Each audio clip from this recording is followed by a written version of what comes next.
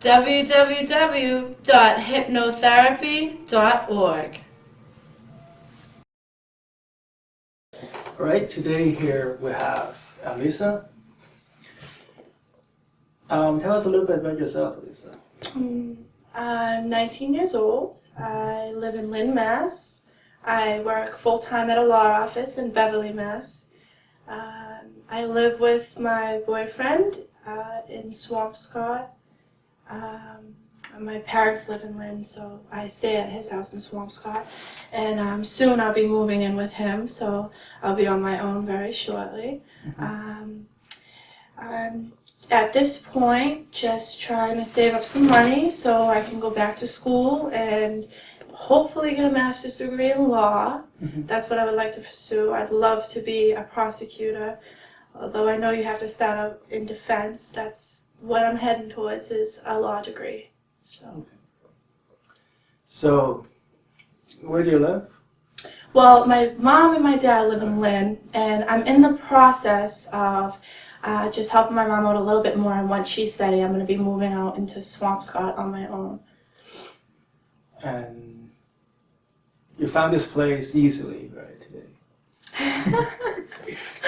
Wow. The easiest building to find in the entire world. I usually just ask to make sure, just in case, which I should have in this case, because somehow I thought that the office was located in Cambridge, which it isn't. It's definitely in Boston, so it was a little hard to find it, but luckily I made it. We're glad to have you here today. I am too, and thank you for giving me the opportunity.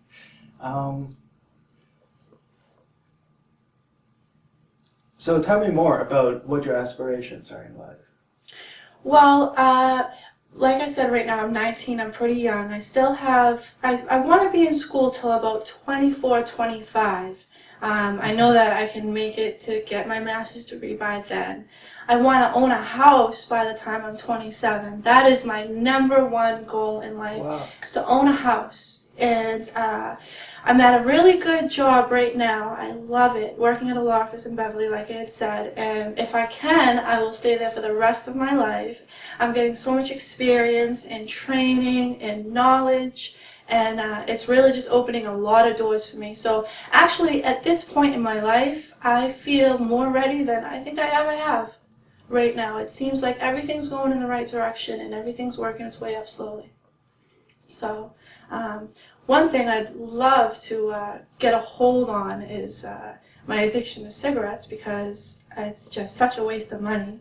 For one, it's a waste of money, and for two, I will be in work and go have a cigarette and come back in, and all I can smell is the smell of cigarettes coming off me, and it's very unattractive. And I just should have been a little smarter back in my younger years and never started. But I'm working on it. How long have you been a smoker? Well, since I was 13, so 6 years. Yeah, 6 years.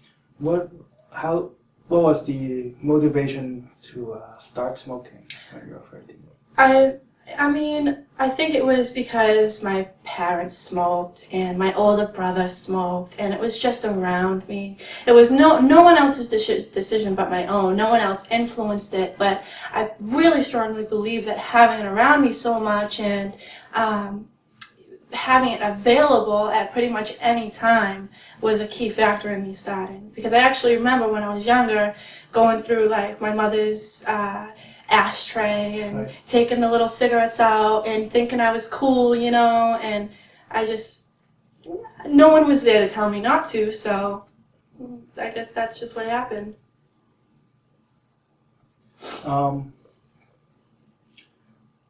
So when is the point when you decided that you need to quit smoking?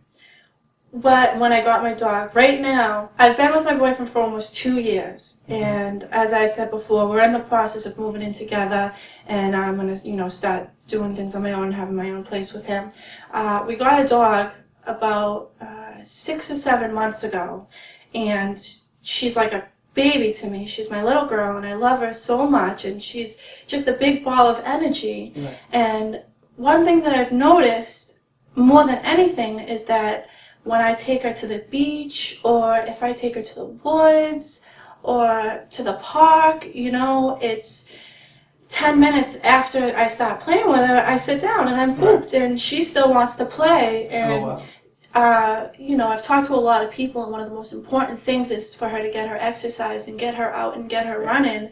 And I want to be able to do that with her. I don't want her to have to sit in the house with me because I can't run around like I used to be, you know. I can feel it. It's just, it's so overwhelming, the feeling when you run for 5-10 minutes and then you just can't even breathe. And it's sad too, you know. I can't keep up with my friends, and I can't, you know, do a lot of things.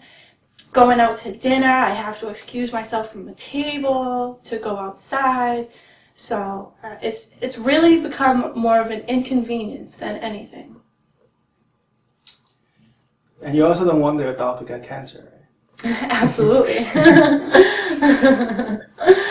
People getting cancer, that's fine. But like when the my dogs dog start to get cancer, can't let anything happen to my dog. You can't have that. Yeah. How do your family feel about you know, you smoking? They were disappointed. Oh yeah. I definitely was there a moment when they found out that you smoke? When was there, or how was it? Was there a moment where your parents discovered that you were a smoker? Well, my mom, I hid it from my mom for a long time. Oh, yeah. So she would get the hint, or she would smell the smoke in my bedroom. Oh, yeah. But eventually I turned 18 and she couldn't really say anything. So then I came out with it and told her. I told my father when I started, and because I'm closer with him than I am with my mother. And he pretty much said that he really couldn't lecture me about it because he smokes also, but he obviously, you know, warned me about the downsides and how it's not worth it and how he regrets smoking, and so he was there. But I definitely think they were both disappointed to see me follow down their path, and knowing that I'm going to end up like them, you know, coughing and not being able to breathe, using inhalers. It's crazy. I don't, you know, it's, I feel like it's someone's choice if they're going to smoke, and, you know, why choose to have cancer? Why choose to be out of breath so quickly? You know, why choose all these problems? And especially, I'm trying to stay pretty, you know? Well, you are pretty. And that's not going to help. Smoking cigarettes isn't going to help, so it's another thing. Well, you know, I don't smoke. And look at you, you're so handsome. she's going to have a great future in this industry. And, you know, I get ID'd all the time. People think that I'm 18 or 16. Yeah. See, everybody thinks I'm older than I am. And no way. Eventually, it's not going to flatter me anymore. So, just picture yourself in the future, Lisa. Picture yourself as a non-smoker. What kind of thoughts will be going through your head? Not thinking about smoking cigarettes. I can picture breathing in and just feeling better inside, and no more ashtrays in my house to, you know, dirty it up. And, you know, you don't know how many times I've knocked over my ashtray and the ashes have gone everywhere on the rug, and it's just caused a big disaster. Oh, yeah. I mean, in all aspects of life, it'll change. It'll be a lot different. You know, just cutting that one part out, that one cigarette, just taking that out of my life will completely change pretty much all aspects of my life, from waking up in the morning to going home, to go to bed, to going out with my friends. Like I said, a lot of my friends don't smoke, and I just feel outcast when I have to go outside and smoke a cigarette by myself in the cold weather, you know, and things like that. I mean, the thoughts that will go through my head is, you know, I'm not stupid anymore, you know, I got my head straight, I figured out what was right, finally. And how would you feel when you stop smoking? I'd feel proud of myself. Oh, yeah. Proud, really, I would.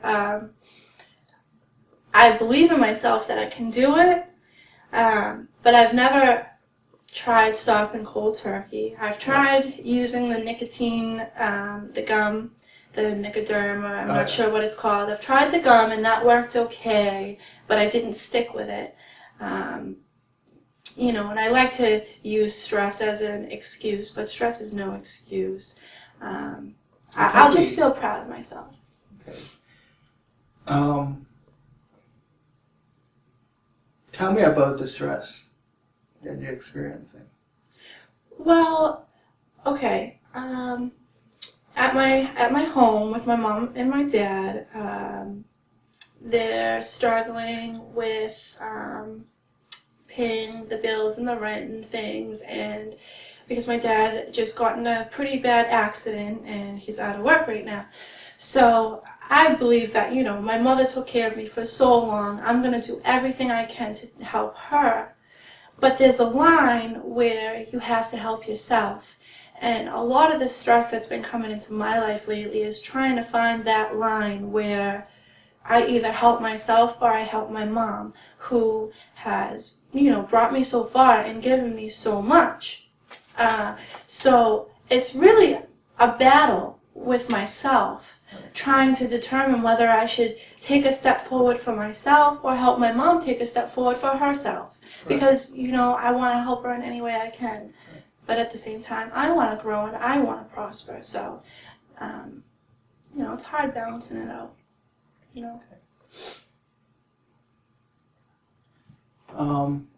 Let's say you're in the future and you're that Alyssa that don't smoke anymore and she forgot about smoking. What kind of activity would she be doing that she's not doing right now? I would be snowboarding and rollerblading, and I would love to go skydiving. I think I would have a panic attack though if I did. I'd just hyperventilate. Oh, but it would be so fun. I wouldn't worry about so much. I'd be going out to eat more. I'd be more social. Everything would change. Everything. All the physically demanding things that I've wanted to do that I get discouraged from doing, I'd be able to do finally. Like I said, snowboarding or dirt bike riding and just everything like that. I'd love to go surfing even. But every time I try something, I get 10 minutes into it and I'm just so exhausted and I can't catch my breath, and it really discourages me. It's holding me back, definitely. You like skiing? I've never tried skiing. I've tried snowboarding. Cool. And it was a blast. But like I said, after about 20 minutes, I just had to sit down for a half hour while everybody else kept going. And it really, like I said, it's discouraging. It's depressing to watch everybody else, having fun while I'm trying to catch Well, to your credit, it is a pretty exhausting sport. Yeah. Most people need to take a break. Right, after 20 minutes. Yeah, maybe it's just me going up against them who are pretty much professionals, but, And how often do you exercise? I like to believe that my daily routine is exercise. Okay. But I exercise maybe twice a week at the most. Okay. So not as much as I should. What do you do? I go running with my dog. With the cold weather coming, I haven't been able to do that much. But before, I'd go rollerblading down the beach. There's a strip of the beach that's probably, I'd say, like a mile and a half. Okay. So we go back and forth. Just things like that. Yeah. It's perfectly okay to run in the snow. My dog's scared of the snow. Oh, she's a baby. What kind of a dog is it? She's a pit bull. Oh. But she's just such a... It's a shy pit bull. She's a shy pit bull, and she thinks that she's still a little baby. She's she's only like 7 months, but still she thinks that she's a lap dog. It's so cute. So, but yeah, she won't go out in the rain. She won't go out in the snow. Oh, yeah. Yeah, she's very babied. We spoiled her a little too much. So this is great. Have you been hypnotized before? No, I haven't. Tell us what you know about hypnosis. Well, I know that it's not what I had originally thought, which is completely out of it, doesn't know what's going on. And the only reason why I know this is because my father has gotten hypnotized before. So actually I don't know. I'm just going by what he told me. But he had told me that it's pretty much just your subconscious, learning how to I don't know the word, interpret things maybe a little differently than you usually would, and things like that. So I don't know a lot, actually, I just kind of get the idea. Yeah, so that is a correct kind of way of looking at hypnosis. You will not be unconscious, you will not be knocked out. It will feel most like just before you fall asleep. That's a good feeling. Yeah. You're still aware of what's going on. You still have your cognitive function intact, but there will be some different way of associating different images that flashes before your eyes. Okay. Some people say that they see things more clear at that state of mind. I know for some time that right before I fall asleep, I figure out everything in life. Right. But then I forgot it. I don't want to fall asleep, and then I fell asleep. Yeah. I cannot make you do things against your will or anything that is immoral. I do not make people quack like a chicken. Could you if you tried? No, because chicken doesn't quack. Oh. That was good.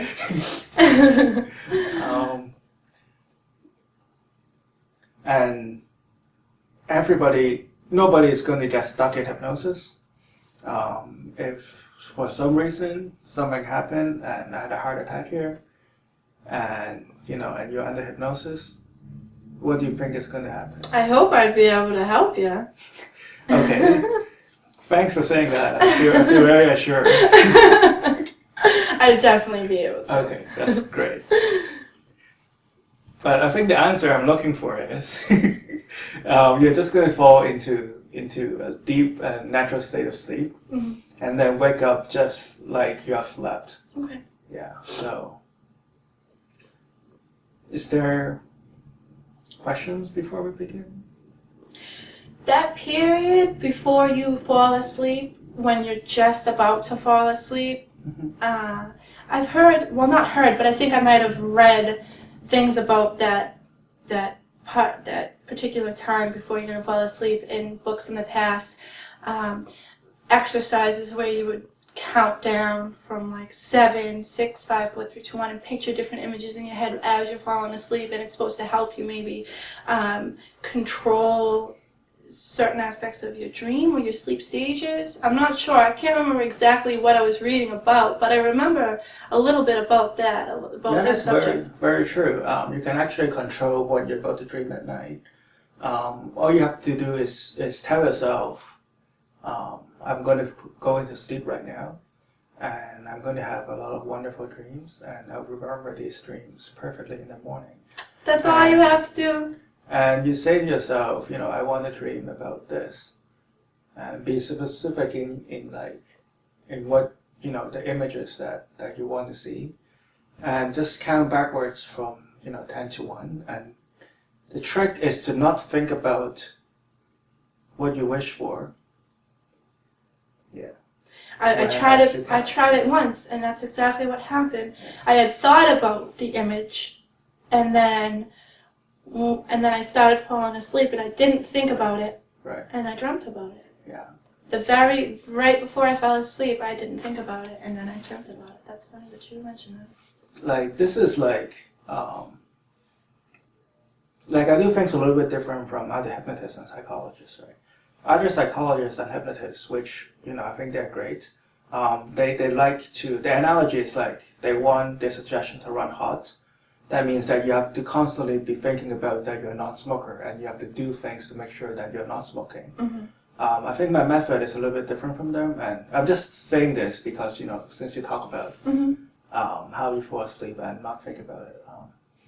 What I would like to do, and what is going to happen is that the suggestion is going to run cold. That means that you're not going to think about it. It's just going to happen naturally. Okay. And automatically. And and you don't have to think about being a non-smoker. You would just be a non-smoker. It's just like falling asleep, and when you want to dream about something, right? Right. And the important thing that I would advise, that other psychologists and hypnotists would advise the opposite, is that I don't want you to think that you're a non-smoker. Okay. I don't want you to think that you're a smoker. Just forget about it. Right. Just be yourself. Right. Just go and on carry with the on. day. Yeah, go on with the day. Okay. And things is going to happen automatically. A few days ago, I had a friend who has a small anger management problem where I think he's an investment banker, and he would have sometimes he'll have like outbursts in his office. And we did a session, and I told him, whenever you feel an anger is coming on, you would just find that anger subside, and we'll drift into space. And I used this method. And I haven't seen him for a week, and then I saw him again, and he told me about his workday, and then all of a sudden he realized, I haven't had an outburst for an entire week. So it's about the way I do it is that I wanted to read one code, and you don't have to think or tell yourself that you're not a smoker. Mm-hmm. You don't have to tell yourself that you're a smoker. I would strongly advise you to throw away all the cigarette lighters and ashtrays, if that is possible. Do you live with smokers? Well, it's to the point now where my mother goes outside and my father goes outside to smoke cigarettes. And I do too. I have to. I have a younger sister who has diabetes and asthma, so we smoke outside. So maybe it's a good thing to bring your whole family on the show next time. Well, that's why I had asked you earlier, because my mother's very interested in it, and I would love to see her stop smoking too. I would love to see it. It helps a lot when you're doing with a buddy. Right. When you're not surrounded by smokers, you will not be reminded that you need to smoke, right? Mm-hmm. Yeah. So that would help a lot. Make sure that there are no ashtrays in your house. Mm-hmm. Yeah. Okay. Did you bring smoke with you today? No, I didn't. No. Okay. I did not. We're just going to do an experiment afterwards, but that's fine. Okay. I did have a few cigarettes though on the way. Oh, all right. That's okay, right? But those are the last ones. Those are the last have. ones, and that's the only reason why I had them. I said, this is my last one, All right. so Okay. I'm ready. You're ready.